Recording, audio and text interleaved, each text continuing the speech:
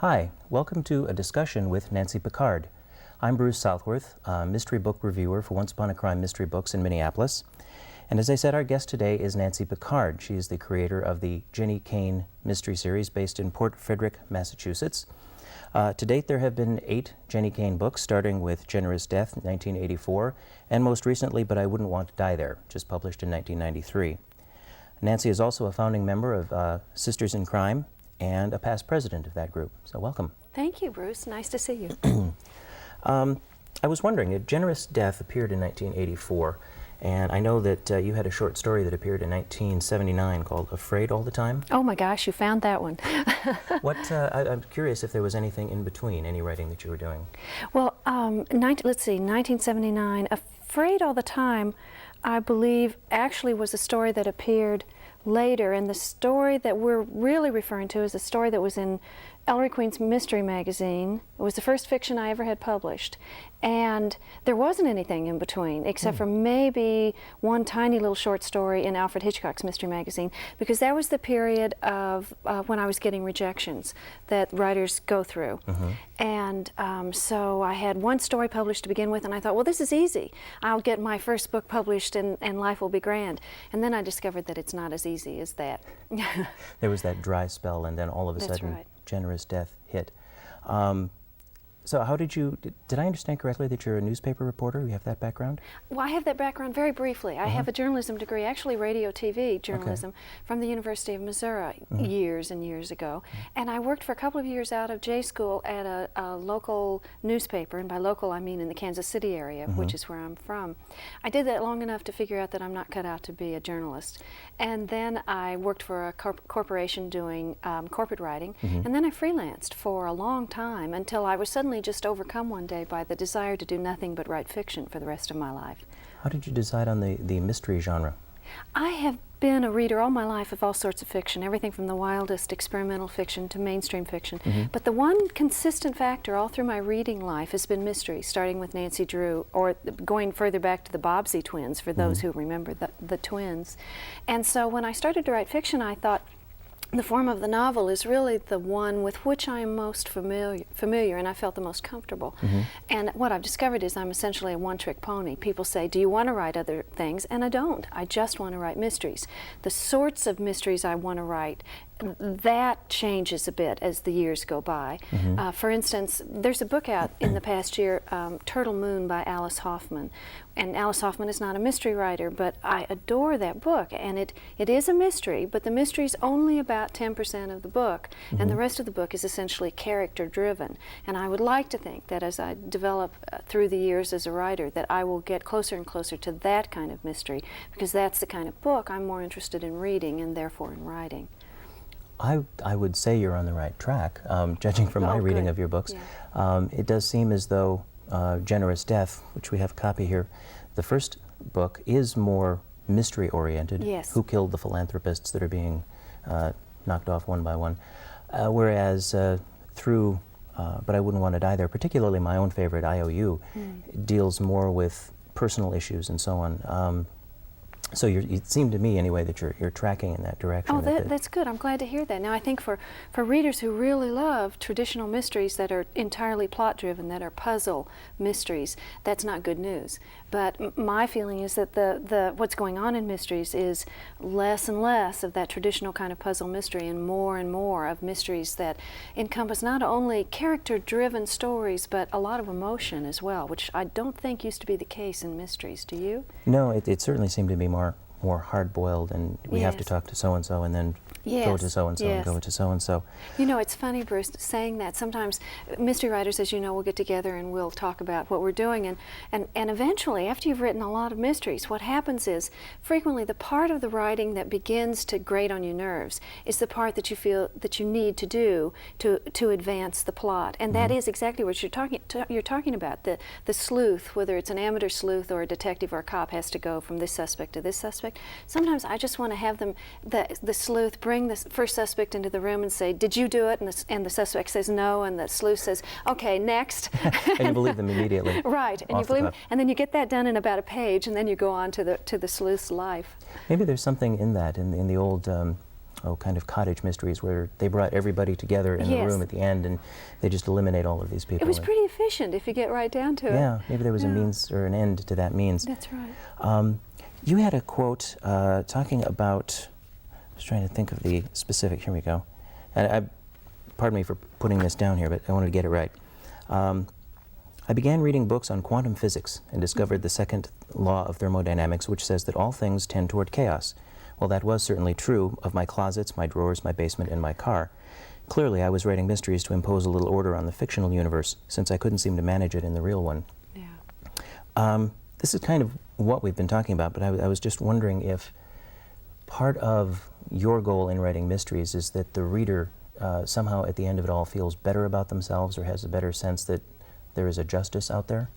I think that's fine if the reader does. That's good news to me, but I never set out with that in mind. I don't actually think very much about who's going to read the book, which sounds sort of cold-hearted, but I think isn't, for the following reason. My feeling is that when people come back again and again and again to a series, it's because they love the character. And they love the character, or they don't, but if they do love the character, it's because the writer probably thinks the same way the reader does. And so what I hope is that by being honest about how I feel and how I think, that there will be enough readers out there who will identify with that they'll come to the books. So I don't really think, well, my readers want this, or I hope the readers feel this way. I just want to entertain myself and learn something about my own psyche, and that's how the book comes out. So there's really no sense of tilting at windmills and trying to right wrongs in that sense of it. It's more the character is important, far more important. In fact, I got to thinking recently, even as an amateur sleuth writer, I'm included under the general umbrella of crime writers. And I realized I'm not very interested in crimes. Criminals, for the most part, I think are kind of boring. My idea of an interesting criminal is the guy who goes into a bank and his "Give me your money" note is written on the back of his own deposit slip. That's my idea of an interesting criminal. I think I'm not so much a crime writer as I am someone who's just exploring one character's life. Jeremiah Healy is an example of a private eye writer who is exploring one character's life, and I suspect that with more contemporary crime writers that's going on. With Miss Marple, for instance, or Hercule Poirot, I don't really feel that we explored their lives very much. They were real puzzle mysteries and plotted mysteries, and I loved them, but it was a different sort of animal altogether. That's very true. Did you have any early writing influences when you were starting to write that kind of either propelled you in that direction or gave you a sense that that's the way you wanted to write? I had a lot of early writing influences, and that's interesting to go back and think. In fact, I hadn't. Did any of them in particular propel me? Agatha Christie propelled me in one sense, and I almost hesitate to say this because it seems pejorative, and I have so much respect for that late writer. But I had read a lot of Agatha Christie's, and I'd reached a point, and you do, I think, with her wonderful books, that about the third chapter, you know who did it and what all the suspects are going to do in the book. At that point, when it stopped being fun, I thought, well, maybe I ought to try one of my own. But in another sense, I had read a lot more than Christie. I'd read diverse authors, as diverse as, say, James M. Cain and Dashiell Hammett and Raymond Chandler and John D. MacDonald, plus Dorothy Sayers and Niall Marsh and Josephine Tay, as well as a dab of romantic suspense like Mary Stuart, and lots and lots and lots of writers. And what I see in my own work that I don't necessarily think a reader would pick up or even have to is that all of these influences are in my books. There's a dab of romantic suspense. There are scenes that are practically stolen from private eye novels, if you think about it. I have a couple of books that begin in the classic private eye way, with the sleuth in his or her office, and in comes the client and sits down in a chair, and they talk about the case. All that's missing is the whiskey bottle in the drawer by the side and the 38 over here. And there is some psychological suspense. There are touches of that now and then in some of my books. So I have unabashedly stolen from all parts of the genre, I think, and I hope created a hybrid that holds together. When I first started writing, I knew I was doing this, and I knew I didn't want to be pinned down to just writing an amateur sleuth novel that people were accustomed to seeing, and I didn't want to write Private Eye. I knew I was trying to put all these different things into one bag and come up with something new, and it was tough at first. I think this is fun to talk to you about this because I'm just realizing this is the case. At some point in my writing career, and I can't tell you what book it was, I stopped worrying about that. And so I think what must have happened is that the places where it felt uncomfortable to me, and maybe even seemed like an uncomfortable mix now and then to my readers, I don't know if that's the case, but maybe, eventually smoothed out, and maybe then whoever I am as a writer began to emerge from all these other influences. Well, there certainly are, I find anyway, this mixture of genres, mystery, romance, suspense, all of that's pretty well apparent. And as I mentioned, I think sometimes the mystery is the least of those. Yes. I wondered if that you probably answered this too, if you regarded that there's a difference between the mystery genre and straight fiction. If there, well, like some people do. I do think there is. Do you find you think you fall more into straight fiction? Or no, I don't. Okay. I think I still fall in the mystery field because I still follow the necessity for having a dead body, for one thing, and investigating some sort of a crime, even in the books in which Jenny is more of an observer than she is a sleuth. So no, I don't really think I've crossed over that line into general fiction, at least not yet. I think I'm still a mystery writer, even if I'm sort of straining at the boundaries of that. Stretching the envelope, as it were. Yeah. Oh. Jenny Cain, as the director of the Civic Foundation, the Port Frederick Civic Foundation, has that opened up a lot of realms of possibility as far as the different areas? Because it seems as though she could touch on a lot of different social aspects that way. You're absolutely right. When I started writing the series, which by the way I didn't know was going to be a series until after the first book had been published, I knew I had a sleuth, and she was a female of a certain age, and she had a certain education level. And I was thinking about what sort of profession she should have, and I thought, well, I had had some experience with foundations, and I realized that where you have foundations, you have bequests, and where you have bequests, you have death, and wherever you have death and money mixing, that's a good mixture for mysteries. And so I thought a foundation director might be the thing for her to do. I have just barely touched the surface of the possibilities in foundation work.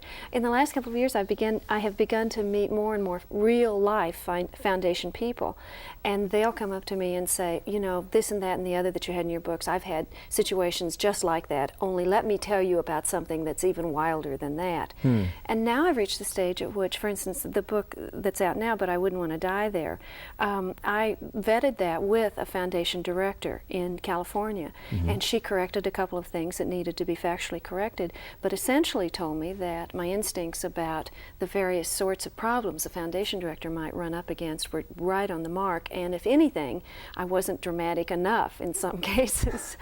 So I'm going to start going around the country, every place I go, and talking to foundation people and say, well, now tell me about your most eccentric characters on your board, or the donors or whatever. Please air your dirty laundry. That's so right. We can see exactly That's what right. it's going to be in the next book or something right. like that. I'd like to veer off and talk about Sisters in Crime a little bit. As I understand, you were one of the founders That's of right. Sister in Crime.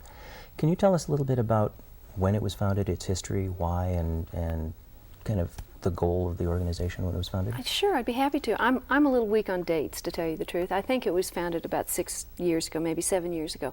And it was founded by Sarah Paretsky. And she was the instigating force with maybe 39 of us, I think that was the number, who were there at the first meeting. It was originally founded because at that time, the perception among a lot of women, essentially a lot of women who were new to the field, was that particularly American women mystery writers were not getting the advances, the attention, the advertisements, the publicity, all of that. And so we did some complaining about it. We thought we weren't getting sufficient review attention, and we did some studies about it. And at some point what happened, Bruce, was I think what happens to any effective social minded organization, social issue minded organization, which is at some point you've got to stop complaining about what other people allegedly have done to you, and you've got to start taking action yourself.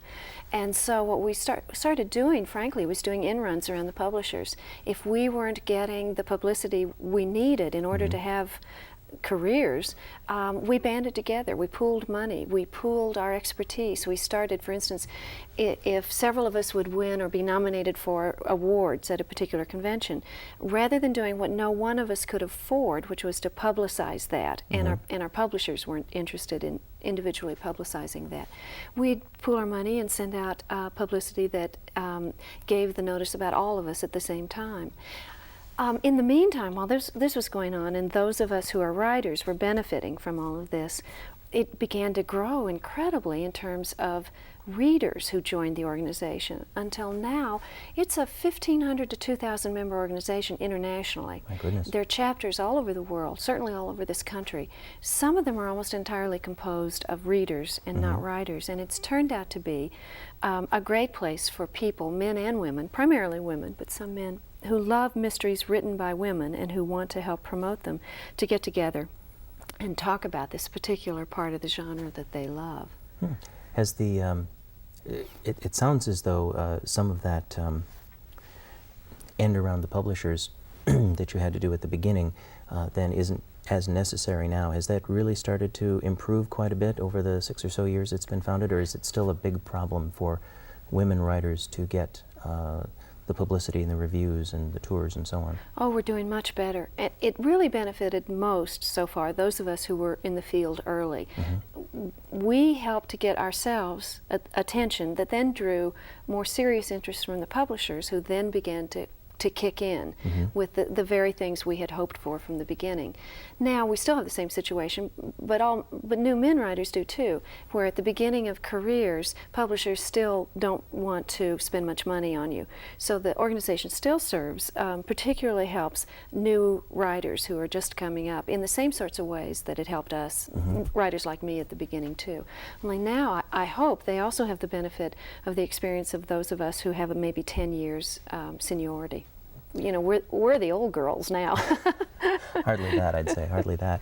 But perhaps the Pathfinders, maybe a better way to put it. That's a nice way to put it. Sisters in Crime, does it have a sort of a parallel coexistence with the mystery writers, but the focus then is women? Because it sounds like some of the kinds of things that the Mystery Writers of America does is to attempt to help writers not necessarily get going, but, you know, get them information, get them contract information, and so on. It's actually, on the day-to-day level, a very different sort of organization, and this may be to a great extent because Mystery Writers of America is writers, and although people who haven't been published yet can join, everybody's aiming to be published, where in Sisters in Crime, now we are predominantly readers. And so it does make a big difference in the organization.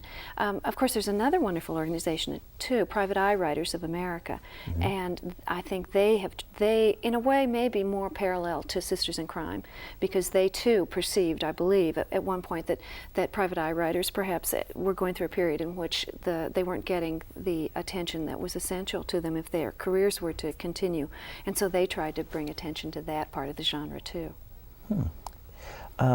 See, I'm sorry to interrupt you, Bruce. No, I was going to say this. So much of this comes out of the fact that a whole clump of us who were '60s kids came into the mystery field at the same time.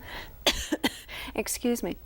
And you know that generation, those of us who are in our 40s now, we can't let anything alone. We just have to take whatever exists and just shake it until things start moving again. We're arrogant, I think. No, well, activists, if nothing else. Activists would be a good word. I was thinking of an article that I read by Carolyn Heilbrunn, yes, who frankly strikes me as a little militant in her comments, but between her and I'm not sure exactly when she started publishing, but I know certainly Sarah Paretsky and Sue Grafton and you all came up about the same time, or started to sort of hit the scene about the same time. Maybe Grafton and Paretsky were a little earlier. Yeah, and I was a little behind all of them. I wonder if I always have the take that Sisters in Crime started out to be sort of a feminist reaction. And it doesn't sound that that was necessarily true, that it was more of a pragmatic, we need to get the information out. Well, it was a feminist reaction. I would say that those of us who started the organization were feminists, still are, and it was a reaction.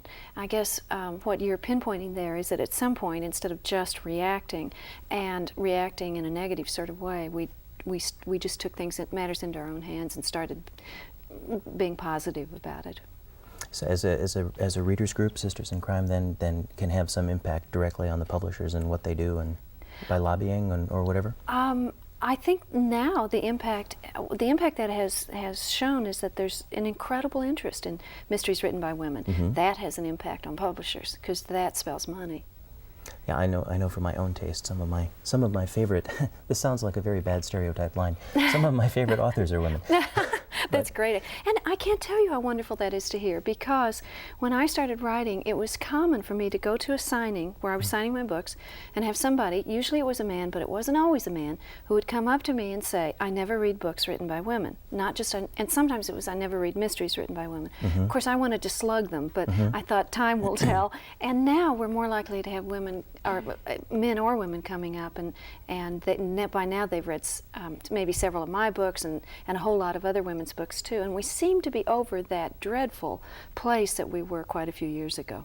Well, there certainly is quality of character and plotting and structure, that should speak for itself. So well, I'm I hope glad to so, hear that. and I think that's certainly true of the contemporary men writing mysteries as well. Let's go back to Jenny Cain, as we're kind of veering off to Sisters in Crime quite a bit. In the afterword that you wrote for the reissue there of Generous Death, you said that Jenny inspires you. Yeah. How does she inspire you? Jenny's bolder than I am. She started out, when she and I started out, she was 29 going on 30, and I think I was 36. Well, I'm aging more quickly than she is. She's the age now that I was when I started writing her. And she's had more years of the women's movement under her belt. Which I did on purpose. I wanted her to have just that much more confidence, that much less defensiveness, that much more ability to mesh happily with men. And so sometimes in the past, when I have felt timid about certain things, I'd think, oh, come on, Jenny would be ashamed of you. I used to think of her as like a younger sister. Now I think of her more as the woman I might have liked to have been when I was her age. Now, I will also say that I don't want to be Jenny. At this age, I'd much rather be who I am at this age than to be who Jenny is. For one thing, I don't want to trip over all those dead bodies. She has a much tougher life than I do. So I see places where the benefit of my age gives me some maturity that I think Jenny doesn't have. But I still think she's bold and she's confident, and part of her seeps into me and comes back out again. That's interesting. I was going to ask if much of Jenny is you, but it's interesting to hear you say that she's coming back and affecting you in that regard. Writers are very strange people. I've noticed that. Delightful, though. More pragmatically, have you been approached for TV or movie I've spin-offs? been optioned, as they say, once or twice, and none of the books are under option right now, which is, I just don't think about that very much.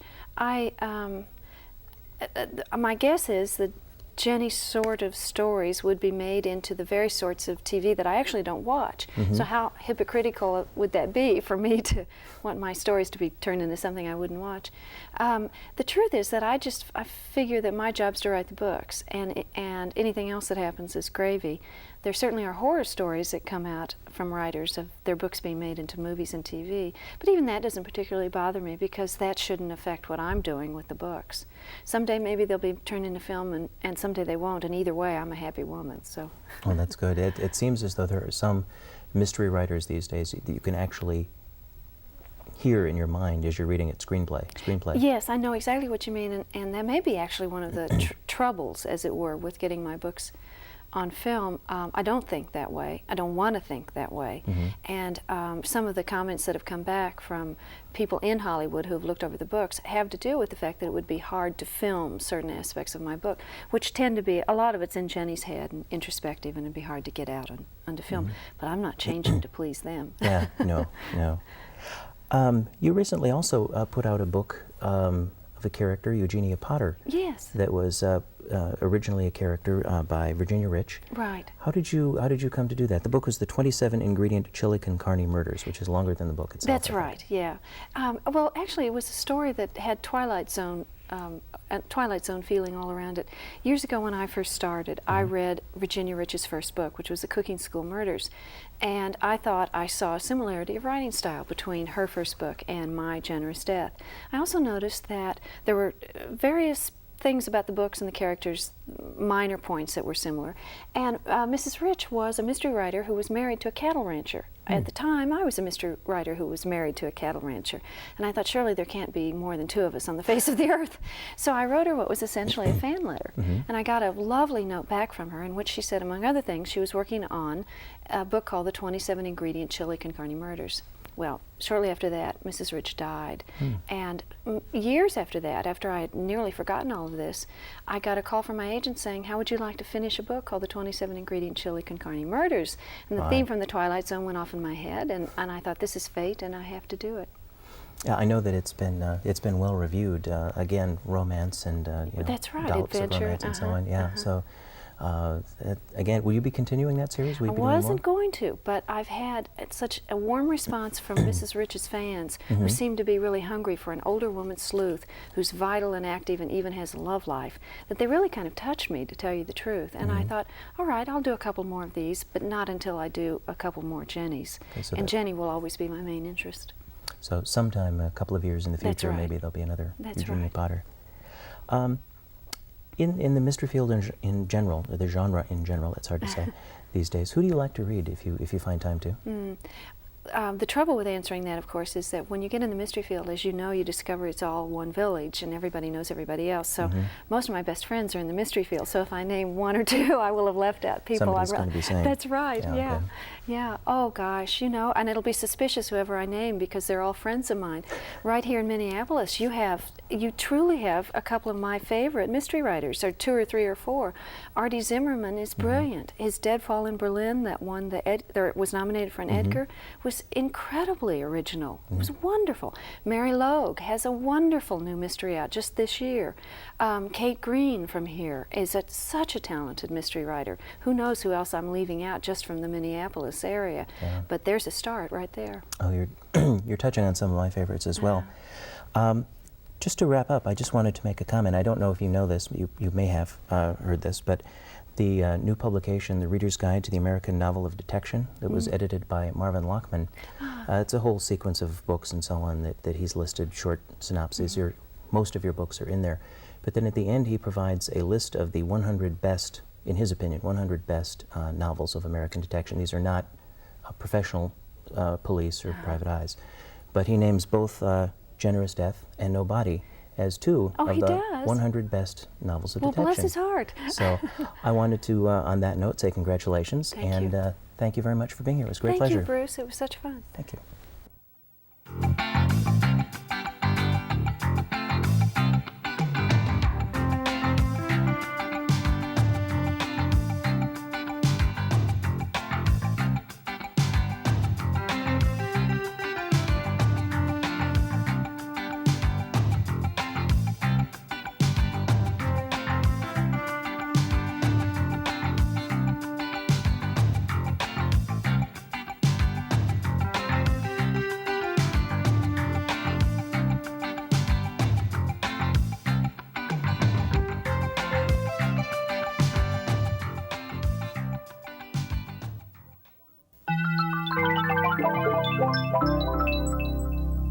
A presentation of the Hennepin County Library.